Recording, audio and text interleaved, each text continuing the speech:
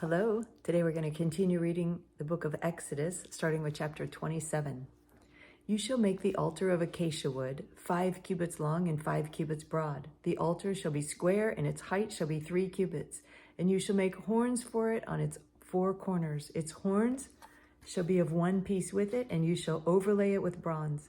You shall make pots for it to receive its ashes, and shovels and basins and forks and fire pans. You shall make all its utensils of bronze. You shall also make for it a network of bronze, and on the net you shall make 4 bronze rings at its 4 corners. And you shall set it under the ledge of the altar, so that the net extends halfway down the altar. And you shall make poles for the altar, of acacia wood, and overlay them with bronze. And the poles shall be put through the rings, so that the poles are on the 2 sides of the altar when it's carried. You shall make it hollow with boards. As it has been shown you on the mountain, so shall it be made. You shall also you shall make the court of the tabernacle.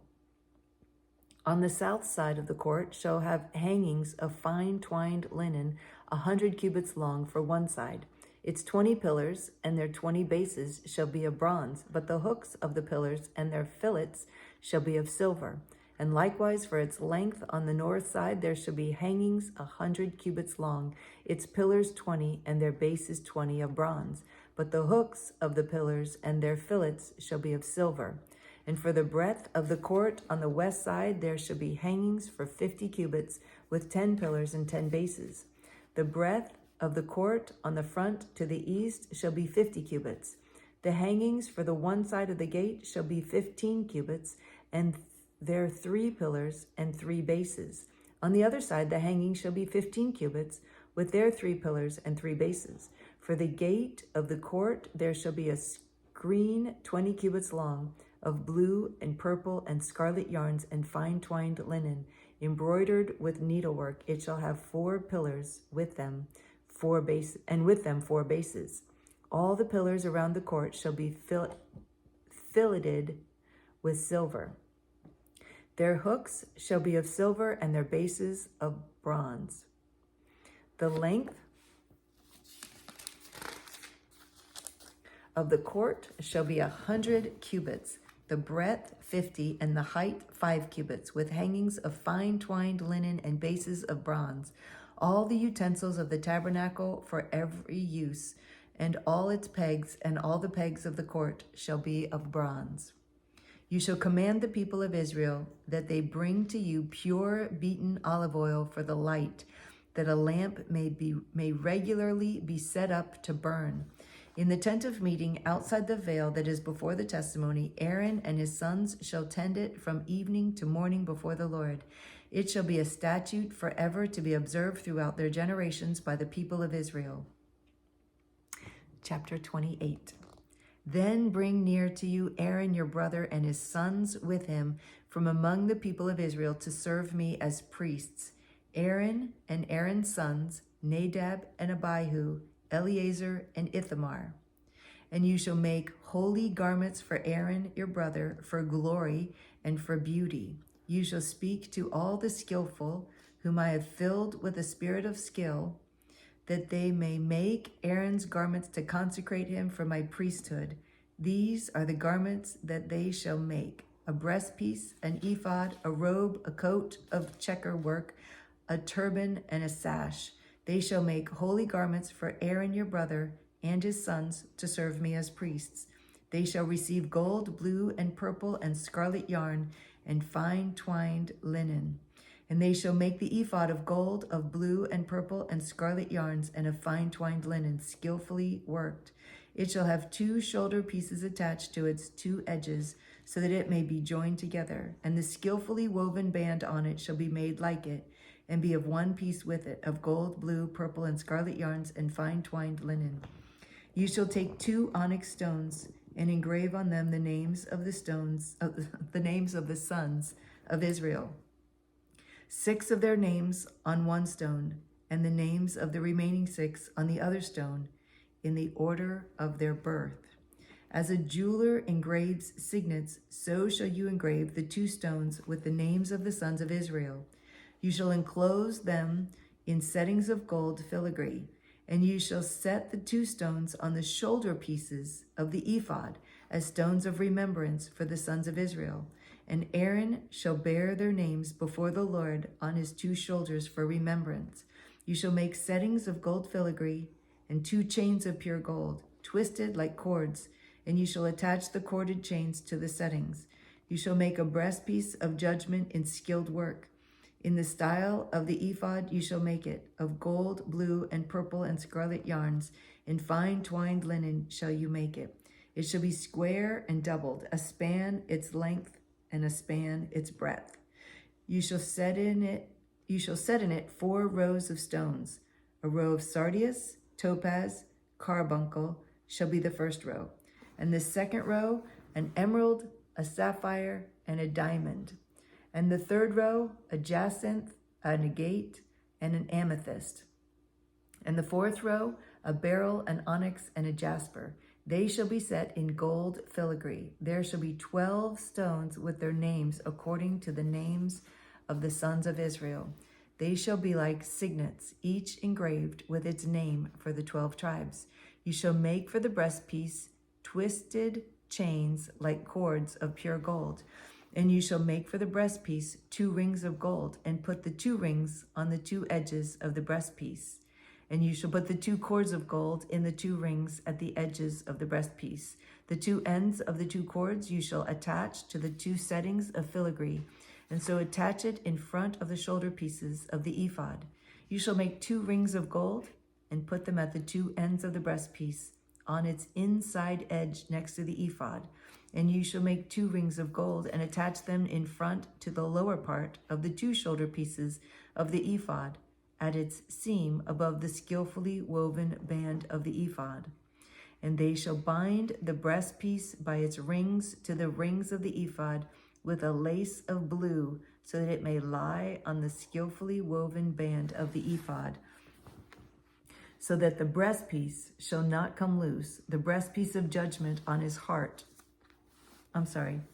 I skipped the line. So that the breastpiece shall not come loose from the ephod.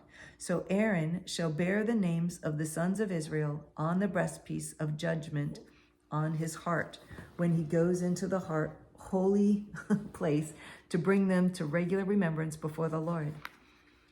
And in the breastpiece of judgment you shall put the Urim and the Thummim, and they shall be on Aaron's heart when he goes in before the Lord. Thus Aaron shall bear the judgment of the people of Israel on his heart before the Lord regularly. You shall make the robe of the ephod olive blue. It shall have an opening for the head in the middle of it, with a woven binding around the opening, like the opening in a garment, so that it may not tear. On its hem you shall make pomegranates of blue and purple and scarlet yarns around its hem, with bells of gold between them. A golden bell and a pomegranate, a golden bell and a pomegranate around the hem of the robe. And it shall be on Aaron when he ministers, and its sound shall be heard when he goes into the holy place before the Lord, and when he comes out, so that he does not die. You shall make a plate of pure gold, and engrave on it like the engraving of a signet, holy to the Lord. And you shall fasten it on the turban by a cord of blue. It shall be on the front of the turban. It shall be on Aaron's forehead. And Aaron shall bear any guilt from the holy things that the people of Israel consecrate as their holy gifts. It shall regularly be on his forehead, that they may be accepted before the Lord. You shall weave the coat in checker work of fine linen, and you shall make a turban of fine linen, and you shall make a sash embroidered with needlework. For Aaron's sons you shall make coats and sashes and caps. You shall make them for glory and beauty. And you shall put them on Aaron your brother, and on his sons with him, and shall anoint them and ordain them and consecrate them, that they may serve me as priests. You shall make for them linen undergarments to cover their naked flesh. They shall reach from the hips to the thighs, and they shall be on Aaron and on his sons. When they go into the tent of meeting, or when they come near the altar to minister in the holy place, lest they bear guilt and die. This shall be a statute forever for him and for his offspring after him. Chapter 29. Now this is what you shall do to them who consecrate them, that they may serve me as priests. Take 1 bull of the herd and 2 rams without blemish, and unleavened bread, unleavened cakes mixed with oil, and unleavened wafers smeared with oil. You shall make them of fine wheat flour. You shall put them in 1 basket and bring them in the basket. And bring the bull and the 2 rams. You shall bring Aaron and his sons to the entrance of the tent of meeting and wash them with water. Then you shall take the garments and put on Aaron the coat and the robe of the ephod, and the ephod and the breastpiece, and gird him with the skillfully woven band of the ephod. And you shall set the turban on his head and put the holy crown on the turban. You shall take the anointing oil and pour it on his head and anoint him. Then you shall bring his sons and put coats on them, and you shall gird Aaron and his sons with sashes and bind caps on them. And the priests shall be theirs by a statute. And the priesthood shall be theirs by a statute forever. Thus you shall ordain Aaron and his sons.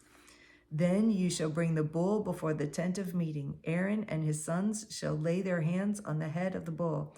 Then you shall kill the bull before the Lord at the entrance of the tent of meeting, and shall take part of the blood of the bull and put it on the horns of the altar with your finger.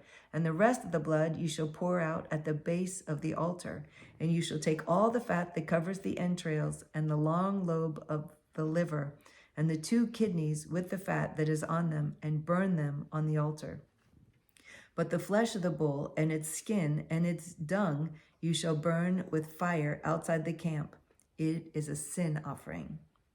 Then you shall take 1 of the rams, and Aaron and his sons shall lay their hands on the head of the ram, and you shall kill the ram, and shall take its blood and throw it against the sides of the altar.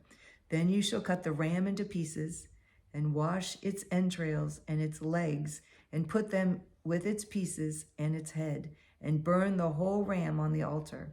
It is a burnt offering to the Lord. It is a pleasing aroma, a food offering to the Lord. You shall take the other ram,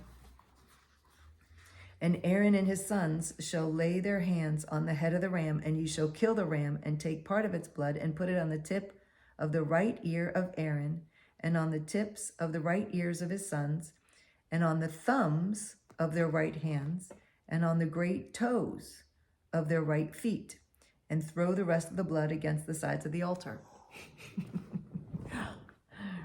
I think that's funny. Then you shall take part of the blood that is on the altar, the anointing oil, and sprinkle it on Aaron and his garments, and on his sons and his sons' garments with him. He and his garments shall be holy, and his sons garments with him. You shall also take the fat from the ram, and the fat tail from the fat that covers the entrails, and the long lobe of the liver, and the 2 kidneys with the fat that is on them, and the right thigh, for it is a ram of ordination, and 1 loaf of bread, and 1 cake of bread made with oil, and 1 wafer out of the basket of unleavened bread that is before the Lord. You shall put all of these on the palms of Aaron and on the palms of his sons, and wave them for a wave offering before the Lord. Then you shall take them from their hands and burn them on the altar on top of the burnt offering as a pleasing aroma before the Lord. It is a food offering to the Lord. You shall take the breast of the ram of Aaron's ordination and wave it for a wave offering before the Lord, and it shall be your portion. And you shall consecrate the breast of the wave offering that is waved, and the thigh of the priest's portion that is contributed from the ram of ordination, and what was Aaron's and his sons. It shall be for Aaron and his sons as a perpetual due from the people of Israel, for it is a contribution. It shall be a contribution from the people of Israel from their peace offerings, their contribution to the Lord. The holy garments of Aaron shall be for his sons after him. They shall be anointed in them and ordained in them. The son who succeeds him as priest, who comes into the tent of meeting to minister in the holy place, shall wear them 7 days. You shall take the ram of ordination and boil its flesh in a holy place. And Aaron and his sons shall eat the flesh of the ram and the bread that is in the basket in the entrance of the tent of meeting. They shall eat those things with which atonement was made at their ordination and consecration. But an outsider shall not eat them, because they are holy. And if any of the flesh of the ordination or the bread remain until the morning, then you shall burn the remainder with fire. It shall not be eaten, because it is holy. Thus you shall do to Aaron and to his sons, according to all that I have commanded you. Through 7 days shall you ordain them, and every day you shall offer a bull as a sin offering for atonement. Also you shall purify the altar when you make atonement for it, and shall anoint it to consecrate it. 7 days you shall make atonement for the altar and consecrate it, and the altar shall be most holy. Whatever touches the altar shall become holy. Now this is what you shall offer on the altar: 2 lambs a year old, day by day regularly. 1 lamb you shall offer in the morning, and the other lamb you shall offer at twilight. And with the first lamb, 1/10 measure of fine flour, mingled with 1/4 of a hin of beaten oil, and 1/4 of a hin of wine for a drink offering. The other lamb you shall offer at twilight, and shall offer it with a grain offering and its drink offering, as in the morning, for a pleasing aroma, a food offering to the Lord. It shall be a regular burnt offering throughout your generations at the entrance of the tent of meeting before the Lord, where I will meet with you to speak to you there. There I will meet with the people of Israel, and it shall be sanctified by my glory. I will consecrate the tent of meeting and the altar. Aaron also and his sons I will consecrate to serve me as priests, and I will dwell among the people of Israel, and will be their God. And they shall know that I am the Lord their God, who brought them out of the land of Egypt, that I might dwell with them. I am the Lord their God. Did you hear that?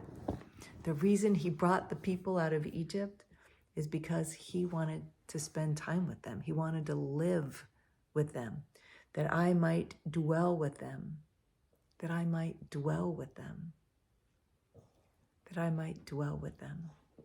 Wow. And that's the same for you today. He wants your time and attention. He wants to dwell with you. He wants to commune with you and communicate with you. He wants to hear what you have to say, and he wants you to hear what he has to say. He wants you to share heart-to-heart conversations. And he wants to share even your quiet with him. He wants just time spent with him. I love that. I love that. I love that he just didn't leave us here and is sort of watching us run around trying to figure out what to do. But he wants to be a part of every minute of every day. He wants to be a part of our every plan, every action, every motive. Okay, I'll get off my my pedestal, whatever I'm on. I don't know. Okay, I love you. Again, it's always fun reading with you, and I look forward to reading with you again tomorrow. I love you.